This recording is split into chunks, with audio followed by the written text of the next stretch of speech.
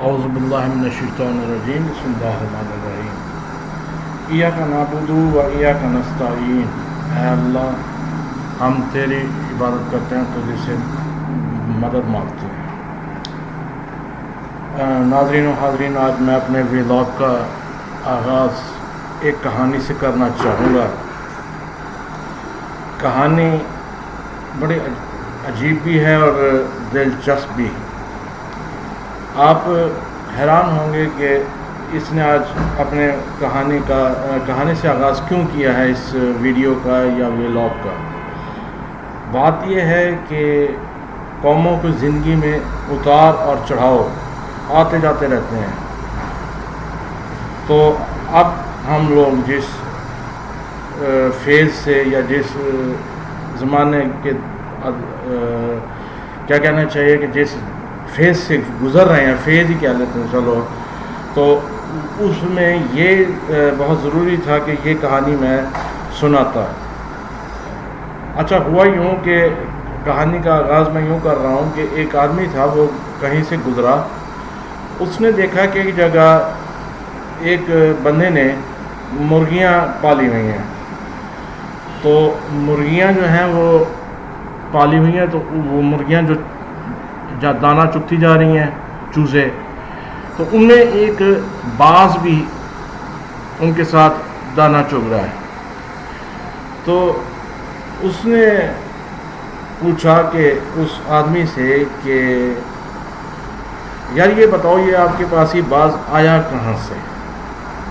اس نے کہا کہ یہ کہیں مجھے زخمی پڑا ملا تھا تو میں لے آیا، میں نے اس کی مرہم پٹی کی اور علاج کر کے اس کو اپنے پاس ہی پالنا شروع کر دیا۔ تو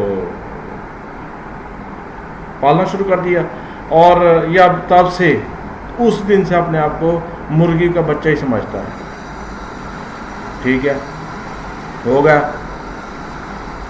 تو اس آدمی نے کہا کہ یار یہ باز کا بچہ مجھے دے دو۔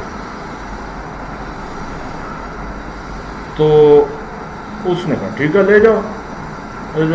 تھوڑی سی پاسو پیش کی اس نے، یار میں نے پالا ہے، مجھے محبت ہے وغیرہ وغیرہ، جیسے پاسو پیش کی، اور خیر وہ آدمی اس مرغی والے سے باز لے کر آ گئے۔ اس کو لے کر وہ چلا گیا پہاڑی کے اوپر، پہاڑ پہ چلا گیا، اور پہاڑ پہ جا کے کہتا ہے باز کو کہ تم اقبال کے یا بس تم شاہین ہو، اڑو۔ اس کو یوں کر کے ہوا میں اڑایا، اور پھر اس نے کیا کیا کہ وہ تھوڑا سا اڑا، پھر زمین پہ گر گیا۔ پھر کیا کیا، پھر اس نے اس کو اٹھایا، تم شاہین ہو، تم باز ہو، تم اڑو۔ پھر اس کو ہوا میں چھوڑا، پھر وہ یعنی دوسری تیسری ٹرائی میں جا کے وہ 3 دفعہ گرنے کے بعد وہ باز چوتھی دفعہ جب اڑا تو بندہ بھی حیران تھا کہ دیکھو اس نے اپنی اڑان ایسی بھری اس باز کے بچے نے کہ وہ آدمی کے سر سے بھی اونچا چلا گیا۔ اچھا، اب یہ کہانی میں نے آپ کو کیوں سنائی؟ سنانے کا مقصد یہ تھا کہ میں نے آپ کو یہ کہانی سنانے کے لیے اور آپ کی طبیعت بہلانے کے لیے یہ کہانی نہیں سنائی۔ میں نے یہ کہانی اس لیے سنائی ہے کہ عمران احمد خان نیازی جو ہمارے سابقہ پرائم منسٹر ہیں، بلکہ سابقہ کیوں ہیں، آنے والے بھی ہمارے پرائم منسٹر، ان کی مثال بھی کچھ ایسے ہی ہے، کیونکہ وہ ہماری قوم کو اٹھاتے ہیں، رائز کرتے ہیں، جب بھی آتے ہیں تم باز ہو، تم اقبال کے شاہین ہو، ترقی کرو، پڑھو لکھو، کام کرو، محنت کرو، تم بیکاری نہیں ہو، تم خوددار ہو، تم یہ ہو، تم وہ ہو۔ یہ ساری باتیں عمران خان اسی لیے کرتا ہے، اور اسی لیے میں نے یہ کہانی سنائی ہے آپ کو۔ یہ ایسے نہیں ہے عمران خان۔ اب کئی لوگ ہیں وہ کہتے ہیں کہ عمران خان نے غریب کے لیے کیا کیا ہے۔ اچھا مجھے یہ بتائیں آپ لوگ کہ غریب نے اپنے لیے خود کیا کیا ہے؟ سوال ہے، جواب دیں۔ میرا خیال ہے غریب نے کیوں کچھ نہیں کیا؟ اب جواب بھی یہی ہے کہ ہر جس سے بھی ہم یہ کرتے ہیں، ہم وہ کرتے ہیں، ہم فلان کرتے ہیں، ہم گندم اگاتے ہیں، ہم کپاس ہے، یہ ہے وہ ہے، تو یہ کس کی بدتمیزی ہے؟ یہ حکمرانوں کی بدتمیزی ہے کہ وہ غریبوں کو غریب ہی رکھتے ہیں، جاہلوں کو جاہل ہی رکھا انہوں نے 30 سے 35 سال۔ خیر، بات ہو رہی ہے عمران خان کی، تو عمران خان صاحب کی ہی بات کرتے ہیں۔ تو خان صاحب نے ہمیشہ ایک قول سنایا، سب کو ایک قول سنایا کہ جلال الدین رومی کا ایک قول ہے کہ اللہ تعالیٰ نے جب آپ کو پر دیے یعنی انسان، تو آپ اس پر پھر کیوں ایسا چیونٹیوں کی طرح رینگتے ہو؟ ہوا میں کیوں نہیں جاتے؟ اڑتے کیوں نہیں ہو؟ اڑو۔ اڑنے کا مطلب یہ نہیں ہے کہ واقعی آپ اپنے آپ کو ونگز لگا کے تو اڑاتے پھریں، نہیں۔ اڑنے کا مطلب ہے کہ آپ ترقی کیجئے، آپ کا ویژن بلند ہونا چاہیے۔ آپ جب بھی دیکھیں آسمان کی طرف دیکھیں۔ آسمان کی طرف دیکھنے کا مطلب بھی یہ نہیں ہے کہ آپ آسمان کو تکتے جاؤ پاگلوں کی طرح، نہیں۔ آسمان کی طرف دیکھنے کا مطلب ہے کہ میں نے کون سا کام اچھے طریقے سے کرنا ہے اور کون سا کام میں اچھے طریقے سے کر سکتا ہوں، یہ ہے۔ اور آپ کوشش کیجئے گا کہ کوشش کریں کہ پاکستان ہی رہنا چاہیے، پاکستان بنے۔ اگر پاکستان میں آج کل جو حالات ہیں جو چل رہے ہیں وہ کیوں ہیں؟ صرف عوام کو جاہل رکھنے کی وجہ سے۔ عوام کو جاہل کس نے رکھا؟ ایک مفاد پرست ٹولے نے، وڈیرے جو حاکم ہیں، وڈیرے حاکم، ڈکیت،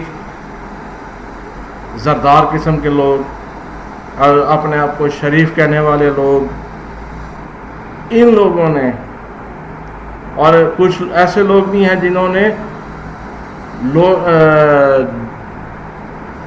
داڑھی تو یہ رکھی ہوئی ہے، ایک مٹھی داڑھی جیسے شرعی داڑھی ہوتی ہے، لیکن انہوں نے کیا اپنے حرکتوں سے کیا ہوا ہے؟ دین سے دور کر دیا ہے لوگوں کو دین سے دور کیا ہوا ہے۔ تو ناظرین، آپ اس بات کو ذرا سوچیں سمجھیں کہ میں کیا کہنا چاہ رہا ہوں۔ اور یہ کہ کل بہاولپور میں خان صاحب نے جو جلسہ کیا، اس میں سب سے اہم بات یہ تھی کہ ماشاءاللہ کل میں بڑا حیران ہوا، جیم پیک جلسہ تھا جناب، بہترین۔ اور یہ ہے کہ کافی پبلک تھی، اور انہوں نے جو تقریر کی خان صاحب نے، ویسے تو وہ اکثر لوگوں نے سن ہی لی ہوگی، لیکن انہوں نے سب سے بڑی جو بات بتائی اے آر وائی کے بارے میں کہ وہ اے آر وائی کھل گیا ہے۔ پہلی بات انہوں نے ایک تو یہ بتائی، انہوں نے ارشد شریف کو، جمیل فاروقی صاحب کو اور ارشد شریف یعنی اے آر وائی کے جتنے بھی صحافی تھے، اور خاص کر عمران، ریاض خان، ان سب کو انہوں نے نام لیا، اور انہوں نے صرف ایک بات کی تھی، ایک احتجاجی ریلی نکالی تھی انہوں نے، خان صاحب نے، وہ یہ نکالی تھی کہ شہباز گل کو جب انہوں نے اریسٹ کیا تھا، اور شہباز گل ان کے ہیں چیف آف سٹاف، یعنی وہ اس سٹاف کے چیف ہیں۔ کون بلا؟ شہباز گل صاحب، ڈاکٹر شہباز گل۔ تو انہوں نے جب ان کو اریسٹ کر لیا گیا تو یہ نتیجہ ہوا کہ ان کو اسٹمک کچھ پرابلم تھا، تو انہوں نے اس کو اریسٹ کر کے پھر برہنہ کر کے ان پر تشدد کیا اور انہیں کرنٹ لگایا. بہت افسوس کی بات ہے.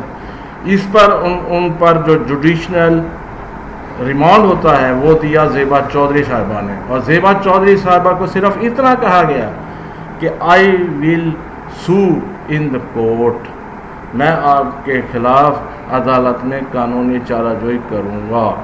اس پر انہوں نے کیا کیا کہ خان صاحب کے خلاف دہشت گردی کا مقدمہ ہی بنا دیا. اور بھائی وہ ایسی بات نہیں ہوتی. کئی دفعہ میں نے کئیوں کو کہا ہے میں تجھے عدالت میں گھسیٹوں گا، تو اس سے کیا آپ پہ دہشت گردی کی شک لگ جاتی ہے؟ نہیں، اس پہ دہشت گردی کی شک نہیں لگتی. عدالت کی کارروائی تو کوئی بھی کر سکتا ہے. آپ کا حق کیا ہے؟ آپ کنزیومر کورٹ میں چلے جاؤ. کنزیومر کورٹ میں اگر آپ کو کوئی چیز خراب دی ہے کسی دکاندار نے تو آپ کیا کرو گے؟ کنزیومر کورٹ نہیں جاؤ گے تو کہاں جاؤ گے؟ کنزیومر کورٹ ہی جاؤ گے نا حضور. تو آپ پھر خود سمجھدار ہیں. یا تو آپ کہتے ہیں نہیں جی ہم نہیں جائیں گے کنزیومر کورٹ، یا آپ کہہ دیں گے بس. او بھائی کنزیومر کورٹ جانا یا کسی بھی عدالت میں کسی کے بھی خلاف جانا وہ دہشت گردی نہیں ہے. دہشت گردی اسے کہتے ہیں کہ جہاں پہ بہت سارے آدمی اکٹھے ہوں، لوگ اور یا خواتین یا 1000-2000 بندوں کو خودکش جیکٹ پہن کر یا کسی بھی طریقے سے جا کر بم سے اڑا دینا، یا کسی شرپسند طریقے سے جا کے کسی بھی شرپسند طریقے سے جا کے اس کو اڑا دینا، یا نہ صرف اڑا دینا بلکہ ایسی بات کر دینا کہ جس سے فساد کھڑا ہو جائے، اسے کہتے ہیں دہشت گردی. اور باہر کے ملکوں میں جو دہشت گردی ہے وہ بڑا خطرناک لفظ ہے، اور یہاں پہ اٹھ کے دہشت گردی کو پتہ نہیں کیا بنایا ہوا ہے انہوں نے. اور ایک جماعت ایسی بھی ہے ہمارے پاکستان میں جو پاک فوج کو بدنام کرتی پھر رہی ہے. حیرت ہے. اچھا پھر 1100 ارب کی چوری بھی معاف کرا لی. اب بتاؤ اس پہ کیا کریں ہم؟ یار ایسے نہیں ہوتی. یہ تو وہی گل ہوگی پنجابی کہندی ہے انا کرے خرائط تے پھر ول دے اپنے نو. یہ تو وہی گل ہو گئی. کل تک جو لوگ یعنی زرداری تھا تو اسے گالی دیتا تھا نواز شریف کو، نواز شریف ہے تو وہ اٹھتا اسے گالی دیتا ہے. یعنی دونوں کا ایک کراس بنا ہوا ہے، دونوں کا ایک کراس بنا ہوا تھا.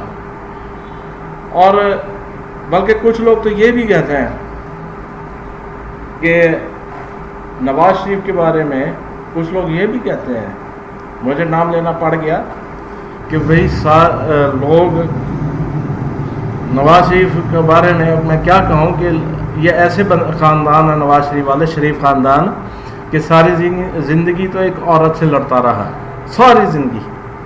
اور جب مرد کا بچہ پلے پڑا ہے لڑنے کے لیے تو کیا ہوا ہے؟ اپنے بیٹی کو بھیج دیا جا لڑ اس نے. اسے کیا کہتے ہیں بھائی؟ یہ کیا ہے؟ یہ کون ہے؟ افسوس ہے یار، بہت شرم آتی ہے مجھے. شرم کی بات ہے یہ. کمال ہے یار. مجھے بہت افسوس ہوا اس بات پہ. جب سے رجیم چینج کی گئی ہے سائفر بھیجا گیا. سائفر کہاں سے آیا؟ امریکہ سے. بھیجا کس نے؟ امریکہ نے، ڈونلڈ لو نے. یہ سازش کس نے رچائی؟ نواز شریف نے لندن میں بیٹھ کے. پیسے کس کو ملے؟ زرداری کو. $50 ارب. اس سے بندے کس نے خریدے؟ زرداری نے. اپنے سندھ ہاؤس میں کس نے بندے رکھے؟ 22 بندے زرداری نے. دھوکہ کس نے دیا عمران خان کو؟ ان 22 بندوں نے جو بکے. بہت افسوس، پھٹے منہ ہے بھائی ایسی بات پہ، بہت افسوس ہے، اور میں اب کچھ نہیں کہہ سکتا. آج کے لیے بس اتنا ہی کافی تھا. اللہ حافظ.